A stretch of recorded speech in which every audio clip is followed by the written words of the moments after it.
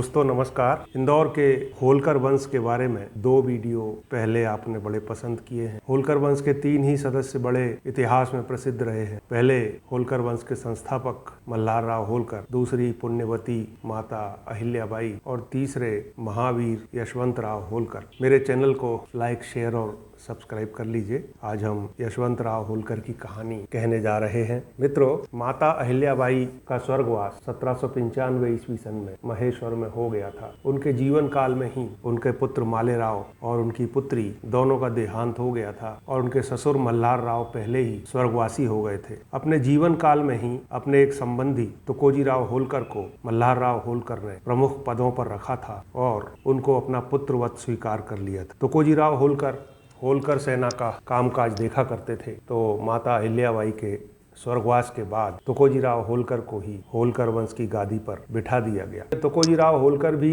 बुजुर्ग थे, इसलिए वो भी जल्दी ही बीमार हो गए और सन 1797 में पुणे के पास जब उनका शिविर लगा हुआ था, तब ऐसा लगा कि अब वो नहीं बचेंगे। तुकोजीराव होलकर के 4 पुत्र थे। उनकी पहली जो वैधानिक पत्नी थी, उनसे 2 पुत्र थे। सबसे बड़े काशीराव होलकर और दूसरे मल्हारराव होलकर। उनकी एक और पत्नी थी जिन्हें वैधानिक पत्नी नहीं माना गया। उनके भी 2 पुत्र थे, पहले बिठोजीराव और दूसरे यशवंतराव होलकर, जिनके ऊपर आज चर्चा करने जा रहे हैं। मित्रों, सिंधिया राजवंश और होलकर राजवंश के बीच 18वीं शताब्दी के अंतिम भाग में संबंध काफी खराब हो गए थे और माता अहिल्याबाई के समय में ही लाखोरी नाम की जगह पर एक युद्ध हुआ था, जिसमें होलकर सेना की पराजय हो गई थी। इस घटना के बाद सिंधिया परिवार का हस्तक्षेप होलकरों के मामलों में बहुत ज्यादा बढ़ गया था। जब तुकोजीराव होलकर पूना के पास बीमार पड़े, तब दौलतराव सिंधिया वहां मौजूद थे और उनके हस्तक्षेप से काशीराव को होलकर वंश का अगला सूबेदार बना दिया गया। काशीराव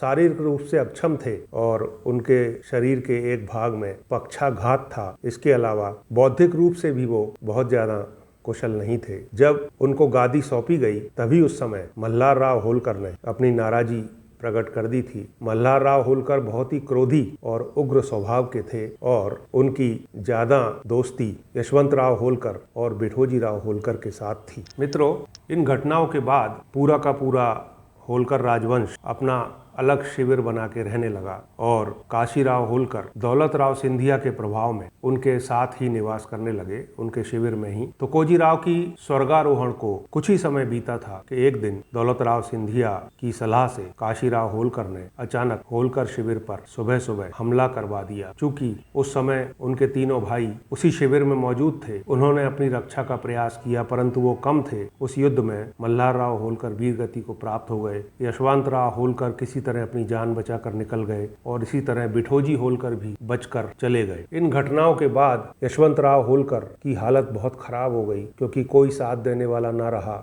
वो अकेले विपन्न अवस्था में 1-2 सहयोगियों के साथ किसी तरह जान बचाकर वहां से मालवा की ओर चल पड़े। कुछ समय बाद यशवंतराव होलकर धार आ गए। धार नगरी जो कि उज्जैन के पास है, वहां पर पवार लोगों का राज्य था। पवारों ने उनको सुरक्षा का आश्वासन दिया और अपने राज्य में आदर के सहित रख लिया। कुछ ही दिनों बाद धार के राजा आनंदराव पवार के प्रधानमंत्री रंगराव ओढ़ेकर ने विद्रोह कर दिया। उनके पास बहुत ज्यादा सैन्य बल था। ऐसे समय में यशवंतराव होलकर ने आनंदराव पवार की तरफ से युद्ध करते हुए रंगराव ओढ़ेकर की सेना को बुरी तरह से परास्त करके धार के पवार वंश की रक्षा कर ली। इससे प्रसन्न होकर आनंदराव पवार ने उनको अपना प्रधानमंत्री बनाने का प्रस्ताव दिया। उन्होंने विनम्रता से इनकार कर दिया और इसके बाद यह तय किया कि वो अपना राज्य अपने बाहुबल के भरोसे खुद ही अर्जित करेंगे। उन्होंने अपने कुछ पुराने साथियों को इकट्ठा किया और सिंधिया राज्य के अलग अलग नगरों पर धाबे मारना शुरू कर दिया और धन एकत्रित करना शुरू कर दिया। उनके इन अभियानों की जानकारी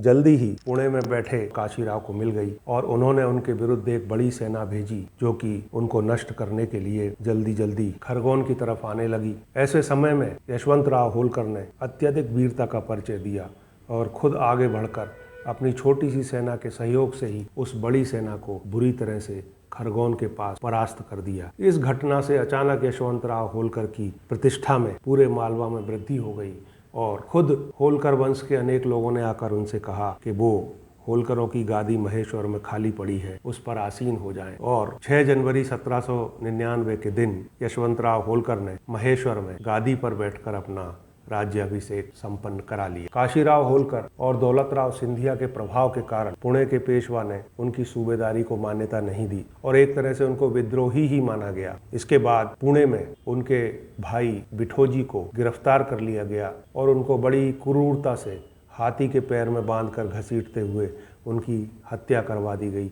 इस बात से यशवंतराव को बहुत क्रोध आया और दुख भी हुआ और यशवंतराव ने बदला लेने के लिए तत्कालीन सिंधिया वंश की राजधानी उज्जैन पर अचानक आक्रमण कर दिया और जो सिंधिया सेना उज्जैन में उनसे लड़ने के लिए आई उसको बुरी तरह से परास्त कर दिया। अब यशवंतराव होलकर का चर्चा चारों ओर होने लगा और यशवंतराव होलकर ने पेशवा से यह मांग रखी कि वो उनको सूबेदार की मान्यता प्रदान करें, लेकिन पेशवा इसके लिए तैयार नहीं थे। तो यशवंतराव ने कहा कि मैं खुद अब पुणे आकर पेशवा के सामने अपना पक्ष रखूंगा और यशवंतराव होलकर अपनी सेना के साथ पुणे की ओर चल दिए। पुणे में पेशवा और सिंधिया ने उनके खिलाफ अपनी इकट्ठी सेना एकत्रित की और पुणे के नज़दीक हड़पसर के मैदान में दोनों सेनाएं इकट्ठी हो गईं। 25 अक्टूबर 1802 के दिन दिवाली का दिन था और उसी दिन पुणे के पास हड़पसर के मैदान में भीषण युद्ध हुआ। यशवंतराव ने खुद वीरता का अनूठा नज़ारा पेश किया और उस विशाल संयुक्त सेना को, जो कि सिंधिया और पेशवा दोनों की संयुक्त थी, बुरी तरह से हरा दिया। यह देखकर पेशवा पुणे छोड़कर भाग गए और जाकर अंग्रेजों की शरण ग्रहण कर ली। पुणे का पूरा प्रशासन यशवंतराव होलकर के पास आ गया और उन्होंने प्रयास किया कि पेशवा वापस लौट आएँ, पर पेशवा वापस नहीं लौटे। तो उनके एक रिश्ते के भाई अमृतराव जी को उन्होंने पेशवा की गादी पर आसीन कर दिया, लेकिन दूसरे मराठा सरदारों से उनको समर्थन नहीं मिला।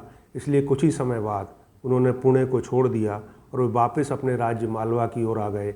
इसी समय उनको ये एहसास हुआ कि भारत में जो सबसे ज़्यादा खतरा है भारत को किसी से, तो वो अंग्रेज़ों से है। उन्होंने अपने सभी मराठा सरदारों को ये चिट्ठी लिखी कि हमको एक होकर अंग्रेज़ों के खिलाफ युद्ध करना चाहिए, नहीं तो ये अंग्रेज किसी न किसी दिन पूरे भारत पर अवश्य ही कब्जा कर लेंगे। उनकी बात कुछ दूसरे सरदारों को भी समझ में आई और सिंधिया ने भी उनको साथ देने की हामी भर दी। उनके अनेक देसी राजाओं को भी उन्होंने अपनी तरफ आने का आह्वान किया, पर ज़्यादातर राजा पहले ही अंग्रेज़ों से संधि कर चुके थे और उनकी कूटनीति से विवश हो चुके थे, इसलिए उनको अधिक सहयोग नहीं मिला। अब ऐसी स्थिति में यशवंतराव ने अकेले ही अंग्रेज़ों से लड़ने का अभियान आरंभ किया। सबसे पहले उन्होंने बुंदेलखंड में कोंच के पास एक अंग्रेज सेना को बुरी तरह से हराया। इसके बाद जगह जगह छापामार युद्ध होने लगे और इसके बाद कोटा के पास मुकुंददारा के दर्रे के पास एक दिन अंग्रेज सेनापति कर्नल मॉनसन को बुरी तरह से हराकर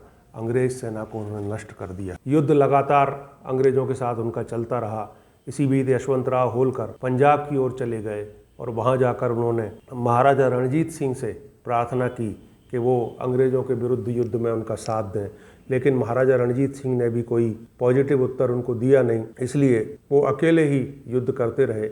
उनकी वीरता और उनके समर्पण से अंग्रेज भी बहुत प्रभावित हो गए थे और पहले ऐसे राजा बने यशवंतराव जिनके सामने अंग्रेजों ने खुद शांति संधि का प्रस्ताव रखा। यशवंतराव होलकर को भी उनके सरदारों ने सलाह दी कि हमको भी कुछ समय शांति की आवश्यकता है ताकि हम अपने सेनाओं को फिर से सुदृढ़ कर लें और अपने राज्य को सुस्थापित कर लें। इसलिए शांति की संधि को मान लेना चाहिए। शांति की संधि बड़े सम्मानजनक शर्तों पर हुई। होलकर साम्राज्य के पूरे इलाके को अंग्रेजों ने मान्यता दे दी। इसके अलावा होलकरों का जो राजस्थान के राज्यों जयपुर, कोटा, उदयपुर आदि पर दावा था, उसको भी स्वीकार कर लिया गया। अंग्रेज़ों ने यह भी आश्वासन दिया कि वो कभी भी होलकरों के किसी आंतरिक मामले में हस्तक्षेप नहीं करेंगे। इस तरह 24 दिसंबर सन 1805 को ये राजघाट की संधि हो गई, जिसके कारण अंग्रेज़ों और होलकरों के बीच अस्थायी शांति स्थापित हो गई। अब यशवंतराव होलकर मालवा में भानपुरा नाम की जगह पर जाकर रहने लगे और वहाँ उन्होंने तोपों का एक कारखाना बनाया जिसमें दिन रात काम करके तोपें ढाली जाने लगीं। उनका लक्ष्य था कि कम से कम 1 लाख की सेना एकत्रित करके और कलकत्ता पर हमला कर दिया जाए, जिससे कि अंग्रेज़ों की जो मूल स्थान है, जो मूल छावनी है, वहाँ से उनको नष्ट करके भारत से बाहर निकाल दिया जाए।